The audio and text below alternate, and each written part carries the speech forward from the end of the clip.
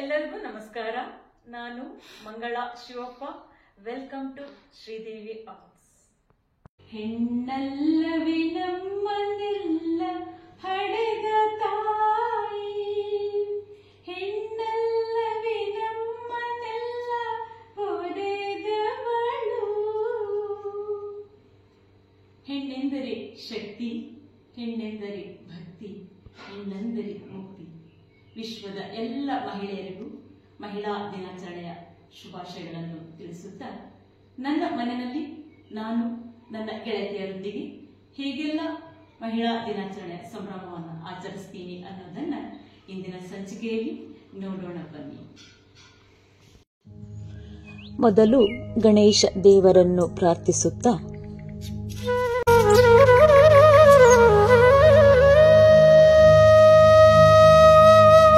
ಮನೆಯ ಮುಂಭಾಗದಲ್ಲಿ ಪುಟ್ಟ ಬುದ್ಧನ ವಿಗ್ರಹವನ್ನಿಟ್ಟು ಹೂವಿನ ಅಲಂಕಾರವನ್ನು ಮಾಡಿದ್ದೇನೆ.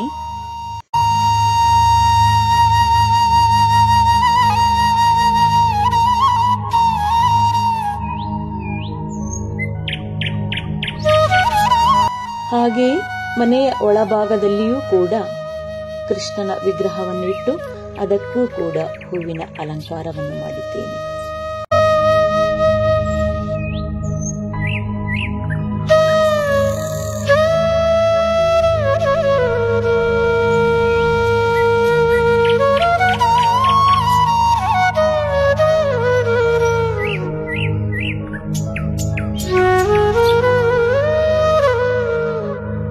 ಈಗ ನಾನೇ ರೆಡಿ ಮಾಡಿಕೊಂಡಿರುವಂತಹ ಒಂದು ಕಳಶವನ್ನಿಟ್ಟು ಅದರ ಸುತ್ತಲೂ ಹೂಗಳನ್ನು ಜೋಡಿಸಿ, ಹಾಗೆಯೇ ಅದರ ಸುತ್ತಲೂ ಕೂಡ ಎಲೆಯನ್ನಿಟ್ಟು ಒಂದು ದೊಡ್ಡದಾದ ಹೂವಿನ ರಂಗೋಲಿಯನ್ನು ರೆಡಿ ಮಾಡಿದ್ದೇನೆ. ಎಷ್ಟು ಸುಂದರವಾಗಿದೆ ಅಲ್ವಾ ಈ ರಂಗೋಲಿ.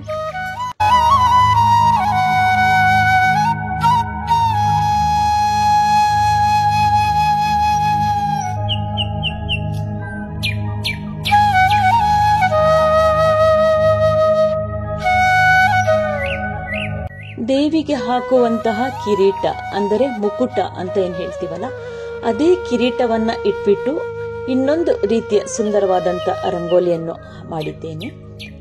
ಇದು ಕೂಡ ಎಷ್ಟು ಸುಂದರವಾಗಿದೆ ಅಲ್ವಾ. ದೇವಿಗೆ ಹಾಕುವಂತಹ ಅಂದ್ರೆ ವರಮಹಾಲಕ್ಷ್ಮಿ ಸಮಯದಲ್ಲಿ ನಾವು ದೇವಿಗೆ ಒಂದು ಕಿರೀಟವನ್ನ ಅಂದ್ರೆ ಮುಕುಟವನ್ನ ಮಾಡಿ ನಾನು ಹಾಕ್ತೀನಿ. ಅದೇ ಮುಕುಟವನ್ನ ನಾನು ರಂಗೋಲಿ ರೂಪದಲ್ಲಿ ಮಾಡಿಕೊಂಡು ದೇವರ ಕೋಣೆಯಲ್ಲಿ ನಾನು ಇದನ್ನ ಇಟ್ಟಿದ್ದೀನಿ.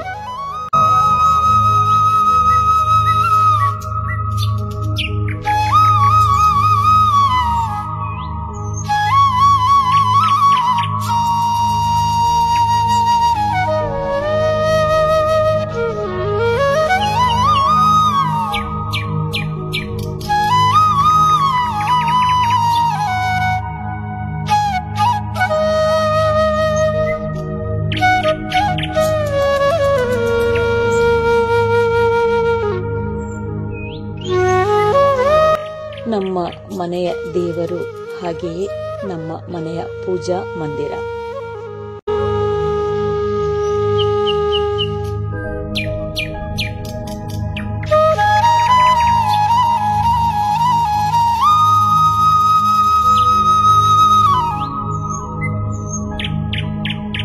ನನ್ನ ಗೆಳತಿಯರಿಗೆ ನಾನು ಮಾಡಿರುವಂತಹ ಅಂದರೆ ರಂಗೋಲಿಗಳ ಬಗ್ಗೆ ವಿವರಣೆಯನ್ನು ಕೊಡುತ್ತಾ ನನ್ನ ಗೆಳತಿಯರನ್ನು ನನ್ನ ಮನೆಯ ಒಳಗೆ ಕರೆದುಕೊಳ್ಳುವಂತಹ ಕ್ಷಣ. 10 ಜನಕ್ಕೆ ಇವತ್ತು ಸನ್ಮಾನ ಕಾರ್ಯಕ್ರಮ. ಯಾಕೆಂದ್ರೆ ಅವರು ಸೀನಿಯರ್ ಸಿಟಿಸನ್, ನಮ್ಮಲ್ಲಿ ಸೀನಿಯರ್ ಸಿಟಿಸನ್ ಆಗಿರೋದ್ರಿಂದ ಅವರಿಗೆ ಒಂದು ಸನ್ಮಾನ ಮಾಡೋಣ ಅಂತ ನಾನು ಖುಷಿಯಿಂದ ಮಾಡ್ತಾ ಇದ್ದೀನಿ. ಇನ್ನೊಂದು ರೇಣುಕಾ ಅವರಿಗೆ. ಈಗ ಮನೆಯ ಒಳಗಡೆ ನಾನು ದೀಪದ ಒಂದು ಅಲಂಕಾರವನ್ನ ಮಾಡಿದ್ದೀನಿ. ಅಂದರೆ ನಮ್ಮ ತಂಡದ ಸದಸ್ಯರಲ್ಲಿ ಹಿರಿಯರು ಈಗ ದೀಪ ಬೆಳಗುವ ಕಾರ್ಯಕ್ರಮ.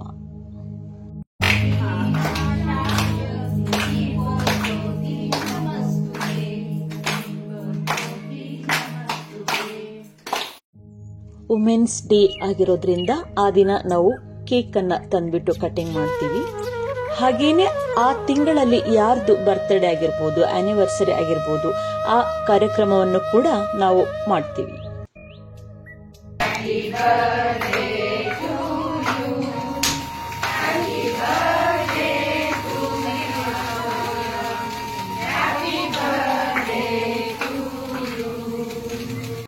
ಹಾಗೆಯೇ ನಮ್ಮ ತಂಡದ ಸದಸ್ಯರಲ್ಲಿ ಹಿರಿಯರನ್ನು ಆರಿಸ್ಬಿಟ್ಟು ಆಮೇಲೆ ಯಾವುದಾದ್ರು ಕ್ಷೇತ್ರದಲ್ಲಿ ಅವರು ಒಳ್ಳೆಯ ಸಾಧನೆಯನ್ನು ಮಾಡಿದರೆ ಅವರಿಗೂ ಕೂಡ ಆ ದಿವಸ ಸನ್ಮಾನದ ಕಾರ್ಯಕ್ರಮವನ್ನು ಕೂಡ ಏರ್ಪಡಿಸಿರುತ್ತೇವೆ.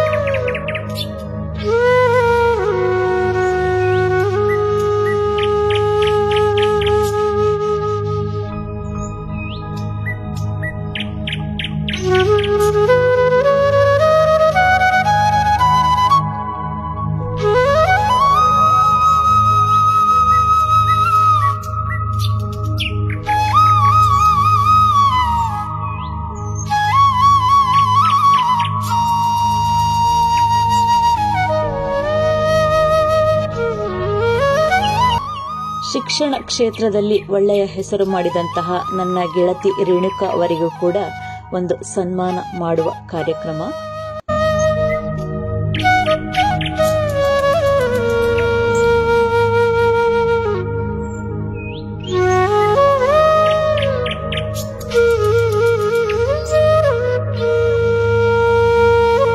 ಹಾಗೆಯೇ ನನ್ನ ಮುದ್ದು ಮಗಳ ಕಡೆಯಿಂದ ನನಗೆ ಸನ್ಮಾನ ಮಾಡಿದಂತಹ ಒಂದು ಸುಂದರವಾದ ಕ್ಷಣ.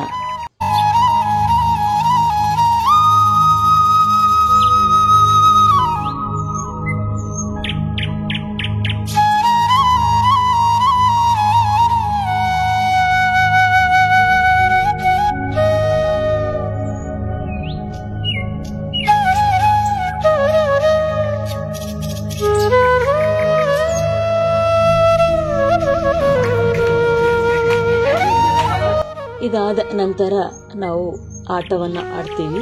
ಅಂದ್ರೆ 2 ರೀತಿಯ ಆಟವನ್ನ ನಾವು ಆಡ್ತೀವಿ.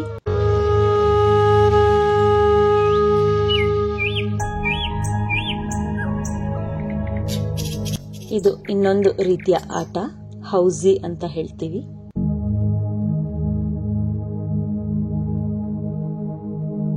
ಇದಾದ ನಂತರ 2 ಆಟದಲ್ಲಿ ಗೆದ್ದವರಿಗೆ ಬಹುಮಾನವನ್ನು ಕೂಡ ಕೊಡ್ತೀವಿ. ಇದಾದ ಮೇಲೆ ಬಂದ ಎಲ್ಲ ಮಹಿಳೆಯರಿಗೂ ಕೂಡ ಉಪಹಾರದ ವ್ಯವಸ್ಥೆಯನ್ನು ಮಾಡಿರ್ತೇವೆ. ಹಾಗೆ ಬಂದ ಎಲ್ಲ ಮುತ್ತೈದೆಯರಿಗೂ ಉಡಿಯನ್ನು ಕೊಡುವ ಕಾರ್ಯಕ್ರಮ.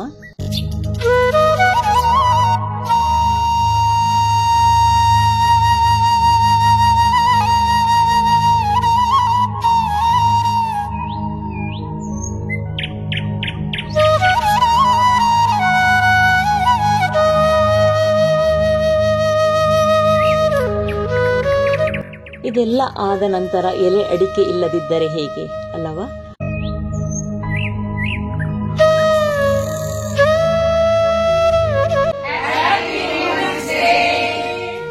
ಈ ಸಂಚಿಕೆ ನಿಮಗೆ ಇಷ್ಟವಾದಲ್ಲಿ ಲೈಕ್ ಮಾಡಿ, ಶೇರ್ ಮಾಡಿ, ಕಮೆಂಟ್ ಮಾಡಿ, ಹಾಗೇನೆ ಸಬ್ಸ್ಕ್ರೈಬ್ ಮಾಡ್ಕೊಳ್ಳಿ. ಎಲ್ಲರಿಗೂ ಧನ್ಯವಾದಗಳು.